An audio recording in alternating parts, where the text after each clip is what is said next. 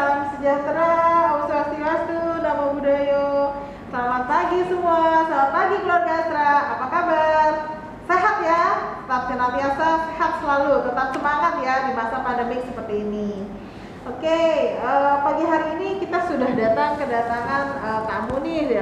Sebenarnya sih bukan tamu juga sih ya dok ya, dokter yang praktek di Rumah Sakit Astra ya dok. Iya, ada di sini. Ya, kita sudah kedatangan Dokter Puja Laksana Makmur, spesialis anestesi ya dok ya. Betul. Ya, dan pagi ini kita akan membahas mengenai klinik nyeri.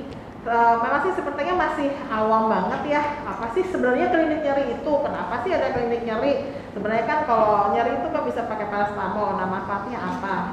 Nah, mungkin boleh nih Dokter Puja bisa dijelaskan sedikit apa sih sebenarnya klinik nyeri itu sih dok, dan kegunaannya untuk apa? Ya silakan dok. Terima kasih Dokter Yunes. Sebetulnya klinik nyeri ini adalah klinik yang pelayanannya dititik beratkan pada untuk mengatasi nyeri akut dan nyeri kronik. Nyeri akut kita memberi batasan kurang lebih 3 minggu. Kalau kronik kita 3 bulan. Di antaranya subakut. Karena banyak sekali pasien-pasien yang mungkin sering kita temukan, ibu-ibu nyeri lutut, ya usia tua nyeri lutut itu nggak bisa sholat gitu. Itu kadang-kadang sangat mengganggu gitu. Jadi kita tujuannya lebih untuk memperbaiki kualitas hidup. Atau untuk pasien-pasien yang kan ada kadang-kadang kasus yang lutut osteoartritis harus operasi, tapi pasiennya belum mau operasi. Nah itu kita berada di antara itu, antara menjembatani antara sebelum operasi pasiennya nggak mau operasi. Nah kita coba mengelola itu untuk mengurangi nyerinya dan memperbaiki kualitas hidupnya. Gitu. Berarti lebih ke sifatnya adalah untuk kualitas hidupnya, kemudian untuk mengelola, untuk mengurangi rasa nyerinya ya. Oke. Nah dok, mungkin suka ada pertanyaan nih dok, kayak misalnya contohnya kalau seperti nyeri itu kan rata-rata paling sering orang nyeri sendi nih ya dok ya. Nah ada mungkin bisa jelaskan dok, misalnya makanan atau obat-obat apa yang perlu dihindari untuk mencegah nyeri sendi tersebut? Kalau dari makanan sebetulnya sendinya terutama kalau yang berhubungan sendi itulah yang diet kalori tinggi kalori itu harus dikurangin, karena sendi itu khususnya sendi lutut kadang-kadang itu dia jadi memperberat beban kerjanya. Jadi kan sendi lutut itu kan kayak dia weight bearing, artinya dia menahan beban berat badan kita. Jadi makin berat badan kita, makin resiko terjadi nyeri sendi, khususnya pada lutut. Dan yang kedua, kacang-kacangan yang purin ya, itu bisa jadi rematik juga, artritis gitu, juga bisa meningkatkan resiko artritis. Permen, sugar itu atau gula juga sama, prinsipnya yaitu meningkatkan berat badan, meningkatkan berat beban pada sendi-sendi kita gitu. Dan juga gula itu sendiri termasuk salah substance yang merangsang inflamasi pada sendi. Jadi emang harus dikurangi seperti itu tuh. Oke. Dan kemudian suka ada pertanyaan juga nih dok, kalau nyeri sendi itu bisa disebabkan karena diet kalsium bagi mantan penderita batu ginjal, bukan ya dok ya? Kadang ini ada beberapa literatur yang bilang kalsium itu juga meningkatkan resiko terjadinya osteoartritis. Kadang resiko, tapi juga karena beberapa literatur bilangnya itu di dalam cairan sendi yang diambil itu hasilnya ada kalsiumnya gitu. Jadi itu emang meningkatkan resiko artritis. Tapi ada juga jurnal yang bilang kalsium itu dibutuhkan untuk saat radang sendi. Biasanya itu kalau di dalam pasiennya itu ditemukan osteoporosis juga gitu. Jadi emang itu dua hal yang masih berbeda ya, masih ada kontradiktif. Tapi kalau saya lebih prefer yang kalsium meningkatkan resiko terjadinya radang sendi sih. Gitu kalau saya sih. Terus kemudian apakah nyeri sendi itu juga bisa disebabkan karena keturunan nggak dok? Bisa memungkinkan nggak ya dok ya? Kalau keturunan sifatnya enggak ya kayaknya ya. Kalau autoimun mungkin, tapi kalau keturunan sih kayaknya enggak. Jadi emang dia lebih ke penyakit yang disebabkan oleh gaya hidup, jadi pernah berat badan, terus pergerakan yang ekstrim ya, seperti itu sih. Nah kemudian pengen tahu nih dok, kalau misalnya nyeri sendi nih ya dok ya, misalnya atau kan misalnya nyeri-nyeri yang lain. Nah berobat di klinik nyeri. Nah biasanya itu kalau misalnya untuk berobat di klinik nyeri itu biasanya nanti terapinya tuh seperti apa ya dok ya? Mungkin di sini orang belum paham nih apa sih klinik nyeri itu kan obat-obatannya tuh atau tindakannya tuh seperti apa? Mungkin bisa bantu. Kalau ya dok, kalau biasanya sih kita kalau pasien-pasien selama ini saya kerjakan, biasanya saya pasti kan setelah saya lakukan tindakan, misalnya penyuntikan atau obat, itu saya akan rujuk ke rehab medik. Karena sebetulnya klinik nyeri ini nggak bisa berdiri sendiri dok. Dia harus butuh bantuan exercise dari rehab medik untuk memperbaiki ruang geraknya, gerak sendinya gitu. Jadi emang butuh kerjasama dengan bagian lain. Kalau untuk terapinya sendiri, biasanya saya memberikan 3 ya, obat-obatan medikamentosa, terus intervensi misalnya kayak suntikan, baru kemudian saya rujuk ke rehab medik untuk melakukan fisioterapi. Oke, jadi nggak hanya terbatas dari obat-obatan saja ya, tapi juga butuh tindakan yang lainnya bekerjasama dengan rehab medis ya. Oke, terus kemudian kalau misalnya kita berobat ke klinik nyeri ini dok, kira-kira rasa nyerinya itu akan nyerinya tuh akan hilang, benar-benar hilang atau enggak? Maksudnya misalnya berapa lama ya kira-kira nyerinya akan hilang? Itu tergantung dari penyebab nyerinya dok. Kalau misalkan emang kayak misalkan ada nyeri yang di telapak tangan, salah satu telapak tangan karena jepitan saraf di pergelangan tangan, kita sebutnya carpal tunnel syndrome, itu bisa langsung hilang. Tapi kalau misalkan dia seperti nyeri lutut, kemarin juga saya punya pasien di sini nyeri lutut, itu karena ligamennya robek, itu bisa 4 sampai 6 kali suntik. Dan tiap suntik sekitar 2 sampai 4 minggu. Jadi sekitar 2-3 bulan ya. 2-3 bulan baru membaik gitu. Tapi emang di antara itu pasti ada perbaikan gitu. Jadi bukan berarti 3 bulan dia selama 3 bulan sakit terus, enggak. Jadi emang ada progres. Nah, selama 2-3 bulan itu akan lebih baik gitu. Jadi memang tergantung dari jenis penyakitnya juga jenis penyakitnya dok, betul. Ya, terus kemudian tadi kan terapinya seperti disebutkan misalnya salah satunya adalah tindakan intervensi nyeri di dok ya. Nah, contohnya tindakan intervensi nyeri itu pada penyakit apa ya dok ya? Kalau misalkan nyeri sendi osteoartritis yang pasien usia tua, atau misalkan nyeri sendi bahu juga bisa. Terus misalkan kayak tendonnya robek, tendon ototnya robek tapi tidak total ya, masih parsial, atau ototnya yang robek masih parsial, itu masih bisa kita kerjakan. Artinya kita meregenerasi struktur yang rusak itu masih bisa gitu. Oke. Terus kemudian untuk tindakan intervensi nyeri sendiri ini biasanya sih berapa kali nih perlu dilakukan tindakan intervensi tersebut? Tiap pasien beda-beda sih dok, tapi memang tergantung diagnosanya ya dok ya. Tapi rata-rata kita butuh 4 sampai 6 kali tindakan. Itu kalau yang untuk meregenerasi ya. Tapi kalau hanya untuk yang kayak menghilangkan radang, itu biasanya cukup sekali tindakan. Gitu. Jadi memang tergantung diagnosanya lagi kembali gitu. Oke, dok, sering ada pertanyaan nih dok, kan infonya kan ceritanya nih katanya kalau misalnya banyak minum obat anti nyeri nih katanya, itu kan bisa menyebabkan penyakit ginjal. Nah itu benar atau tidak ya dok ya? Itu benar sekali dok. Kadang kan obat anti nyeri yang bisa kita pakai itu biasanya kayak obat-obatan golongan asam fenamat ya, Ponstan dan lain-lain, itu efeknya jelek terhadap ginjal. Dan juga sifatnya juga bisa juga kalau terlalu lama juga jangka panjang bisa juga merusak lambung gitu. Jadi emang kadang-kadang ada pasien datang ke rumah sakit dengan lambungnya bocor, ternyata setelah ditanyakan riwayatnya dia selalu mengkonsumsi obat-obatan anti nyeri karena nyeri sendi gitu. Jadi emang sangat berhati-hati sekali kalau misalkan menggunakan obat anti nyeri tersebut. Maka itu salah satunya penting juga ya untuk kontrol ke dokter. Iya betul. Dan itu minum obat juga tidak sembarangan. Ya. Nah makanya kenapa di sini ada klinik nyeri juga ya dok betul, ya. Jadi salah satunya juga untuk bisa memantau agar tidak terjadi hal-hal yang demikian ya, untuk menghindari komplikasinya. Komplikasi tersebut. Oke, ini sudah ada pertanyaan dari Anta Kirana. Nutrisi apa saja yang diperlukan untuk menjaga kesehatan tulang dan sendi? Nutrisi ya? Ya.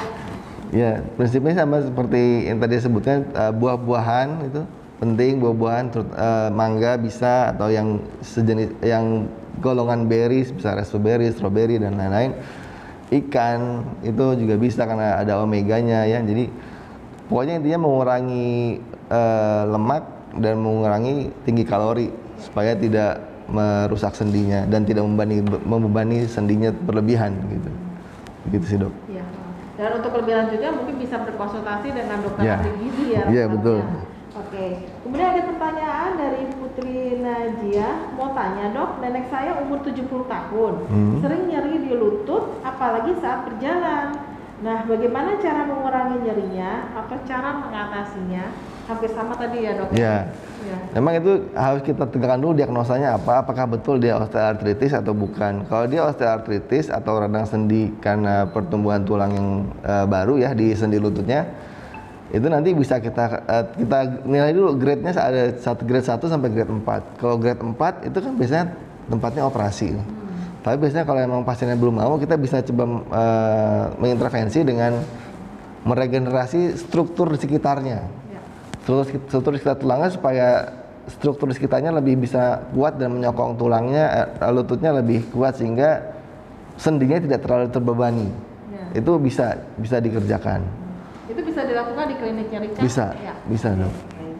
Terus kemudian dari Ibu Ajeng Yulianti, aku udah sebulan masih terasa seperti pegel di punggung dan di lengan kiri. Kira-kira kenapa ya, Dok ya? Jadi dia merasakan pegal di punggung dan di lengan kirinya. Dia mungkin ada pertanyaan kira-kira kenapa ya, Dok ya? Itu bisa macam-macam sebabnya. Bisa dari ototnya, bisa dari sarafnya, bisa juga dari struktur sekitar bahu juga bisa. Jadi memang harus diperiksa dulu karena emang keluhan seperti itu bisa dari bahu, bisa juga dari leher. Kalau dari leher bisa terjadi menjepitan saraf di sekitar tulang belakang di leher, itu bisa sampai dari bahu sampai ke lengan, itu bisa kayak pegel gitu, nggak nyaman. Nah, makanya nanti dipastikan dulu diagnosisnya apa, bisa aja seperti itu. Untuk itu maka dipersilahkan untuk datang ke sakit asma ya, Dok ya. Iya, betul. Nyeri ini jadi kita bisa periksa lebih lanjut ya, jadi kita bisa terapi dengan lebih lanjut. Betul. Makin cepat makin baik. Kemudian ada pertanyaan lagi dari Adi Suhenda. Saya operasi lutut tahun 2017 karena kecelakaan. Nah, sampai saat ini terkadang masih terasa nyeri jika kondisi capek. Nah, kira-kira perlu tindakan apa ya, Dok ya, untuk mengurangi nyerinya? Kalau nanti dilihat dulu itu sebetulnya yang bikin nyeri itu apakah struktur di jaringan sekitar lututnya atau emang operasi lututnya operasi apa dulu nih sebetulnya? Dia sebetulnya operasi ganti lutut atau operasi ligamentumnya yang robek, atau kita kan nggak tahu. Jadi makanya nanti Jadi waktu itu kecelakaannya kan belum tahu. Iya, jadi makanya nanti kalau lebih jelas lagi bisa konsultasi langsung. Jadi kita tahu ini operasinya apa, sehingga kita bisa mengetahui kira-kira nih nanti yang bermasalah di mana gitu.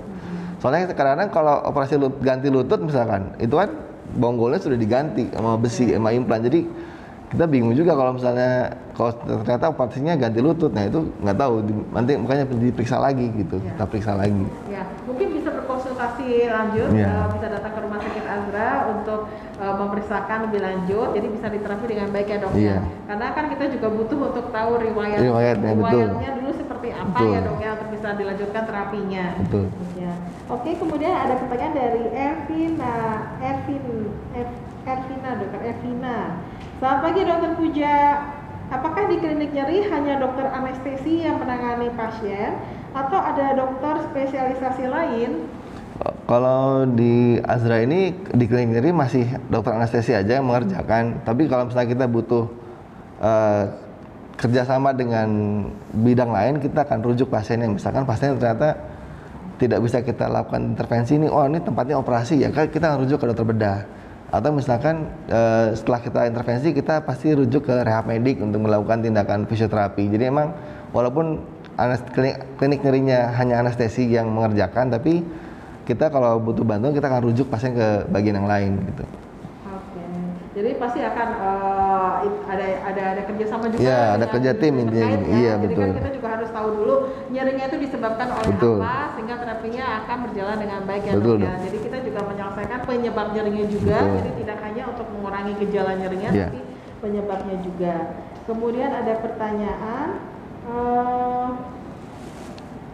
izin bertanya dokter, dari Zaka, dari Tarakan. Wah, dari Tarakan nih dok. Nyeri pinggang biasanya pada tubuh, berbadan gemuk, wajar nggak ya dok ya?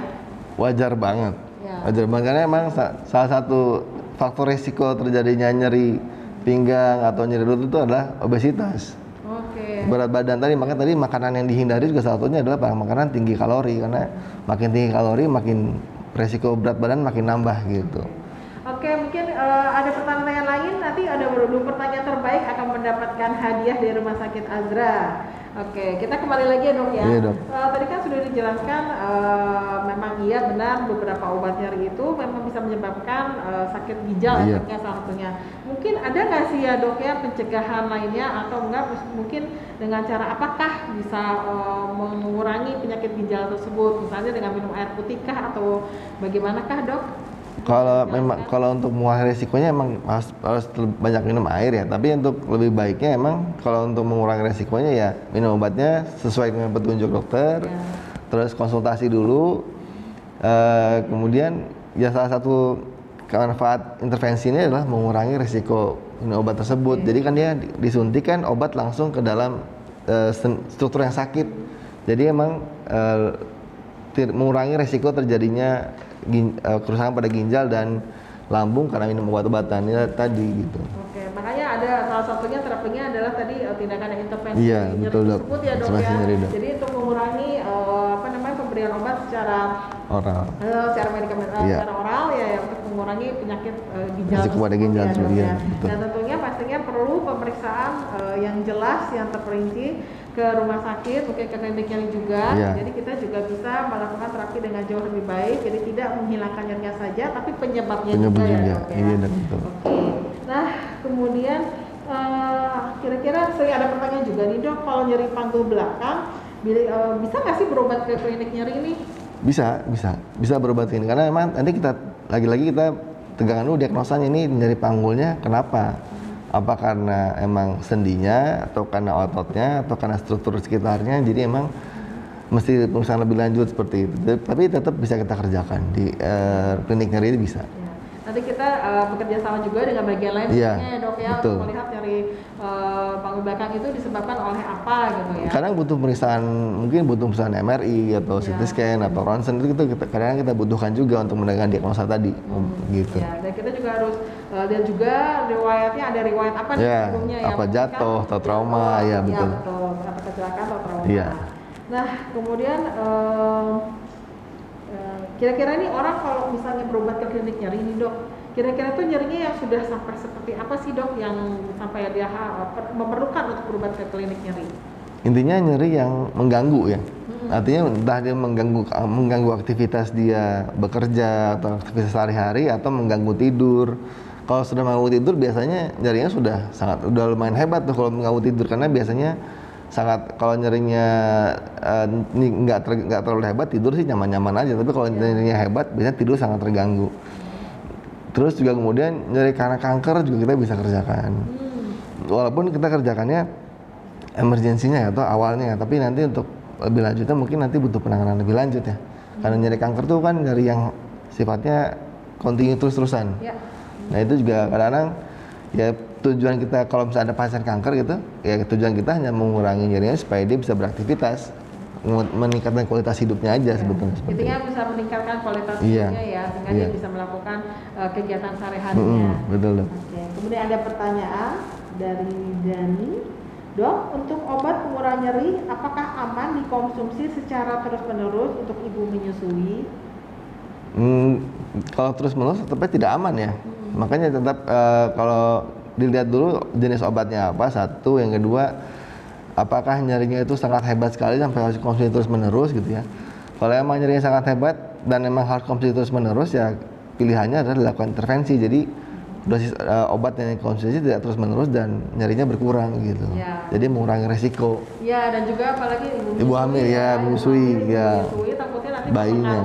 Betul. Bayinya, makanya sebaiknya dikonsul aja langsung datang untuk ke klinik nyerinya nih. Jadi untuk bisa langsung dilihat ya.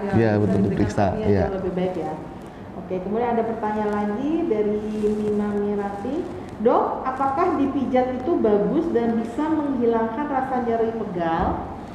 Ini tergantung pijatnya ya. Kadang-kadang pijat itu ada yang emang salah satu terapi nyerinya ada bentuknya massage gitu, fisioterapi itu lebih jago. Tapi ada juga kadang-kadang yang pijat itu ngasal gitu, itu yang kadang-kadang bisa memperberat nyerinya, malah jadi lebih, misalnya tadinya harusnya cuman ototnya robeknya sedikit, setelah dipijat malah ototnya robeknya total gitu, itu bisa aja. Jadi emang tergantung jenis pijatnya dan bagaimana pijatnya dan siapa yang pijat.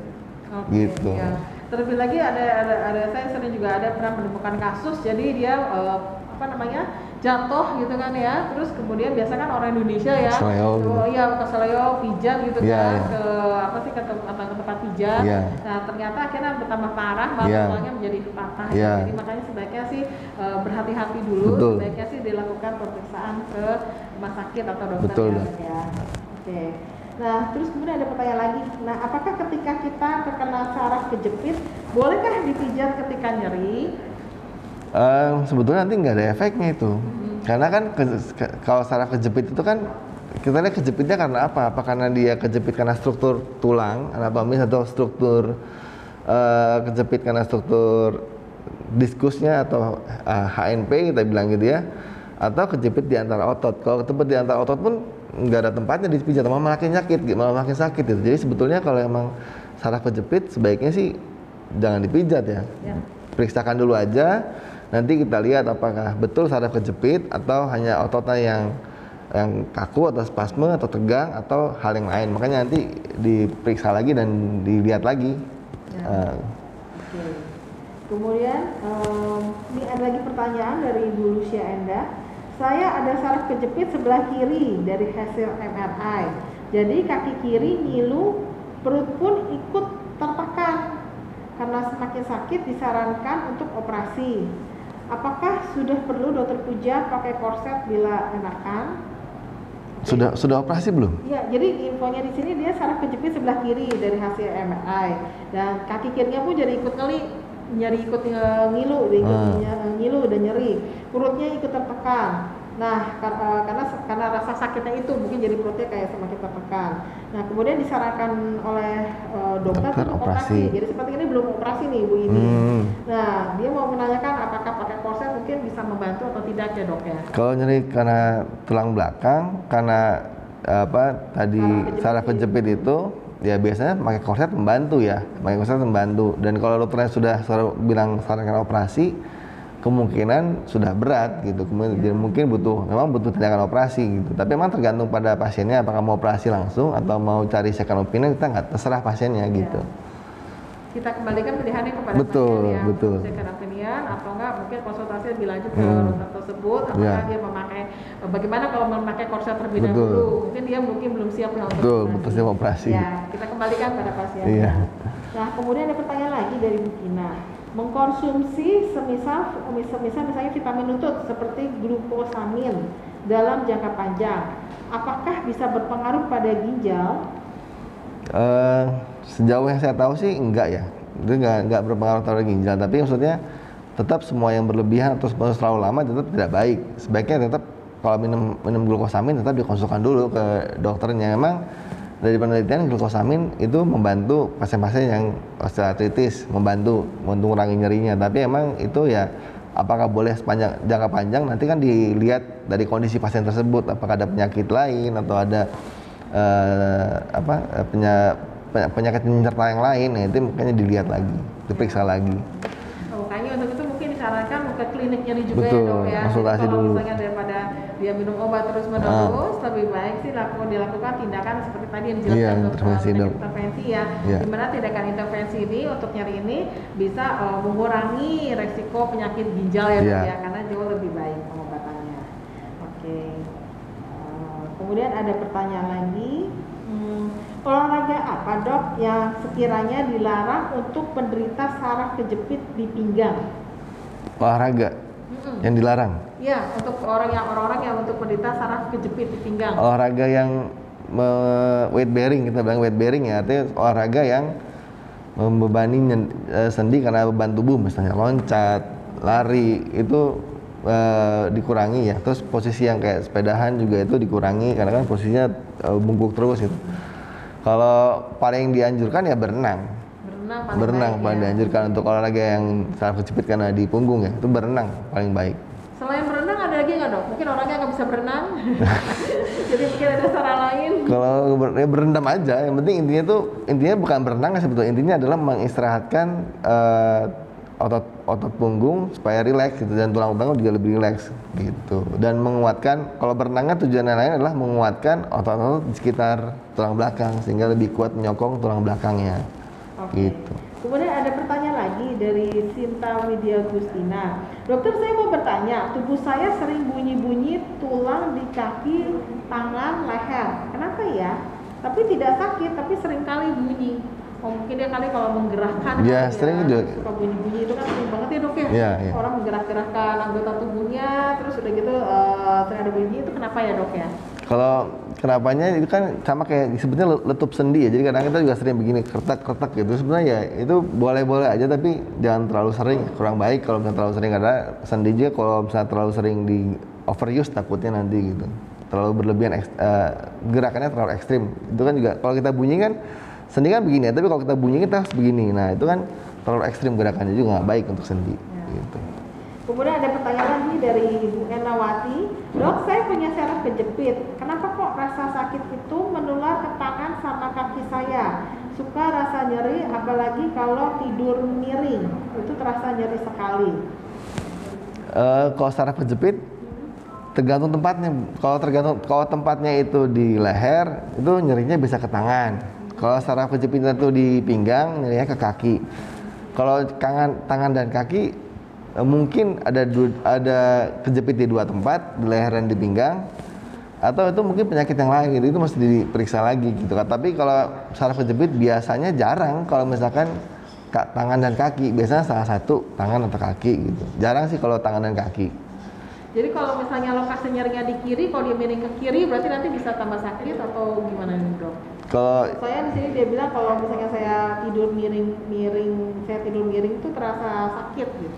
Kalau saraf kejepit biasanya posisi apapun dia nyeri. Oh gitu ya? Iya, tidak tergantung posisi. Tapi kalau dia kejepitnya karena otot, itu bisa tergantung posisi karena nyeri. Dan biasanya dia kalau lebih kejepit, kalau misalkan kalau di leher nih, dia kepalanya miring ke kiri, itu akan lebih sakit. Kalau misalnya kejepit. Nah, kalau misalnya di pinggang, biasanya kalau miring posisi pinggangnya yang miring. Jadi posisinya nggak lurus, ya itu bisa lebih nyeri. Oke, ini ada pertanyaan terakhir nih dok. Saya mau tanya dok, apa boleh penderita saraf kejepit menaiki kendaraan motor? Boleh.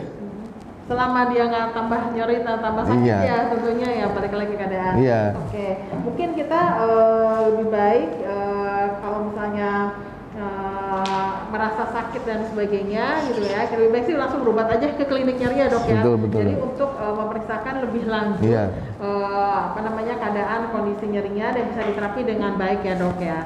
Oke, untuk pertanyaan kami tutup sampai di sini. Mungkin kalau misalnya dari teman-teman dari keluarga Ruza ada keluhan nyeri atau apapun, boleh silakan konsultasi ke klinik Dokter Puja.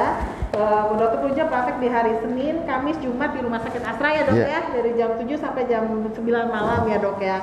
Dan kemudian apabila hari Selasa atau Rabu mau berobat, bisa sih dengan perjanjian ya dok ya, sama di jam 7 sampai jam 9 malam. Ya, diharapkan dengan intinya sih dengan tindakan-tindakan berobat di klinik nyeri tersebut untuk mengurangi sih ya efek-efek sampingnya ya dok ya. Apalagi kalau kita minum obat terus menerus kan juga pasti akan berdampak efeknya ya dok ya. Lebih baik dilakukan intervensi dan sebagainya, dan tentunya untuk berobat ini adalah tidak mengurangi gejala, tetapi kita mengobati penyebabnya. Itu jauh lebih baik. Oke, sampai di sini. Terima kasih buat keluarga Ruza atas perhatiannya kami ucapkan. Dan kemudian untuk pemenangnya nanti akan kami umumkan ya nanti sore. Dan kemudian terima kasih atas semuanya. Tetap semangat, tetap sehat di masa pandemi COVID seperti ini. Terima kasih, bye.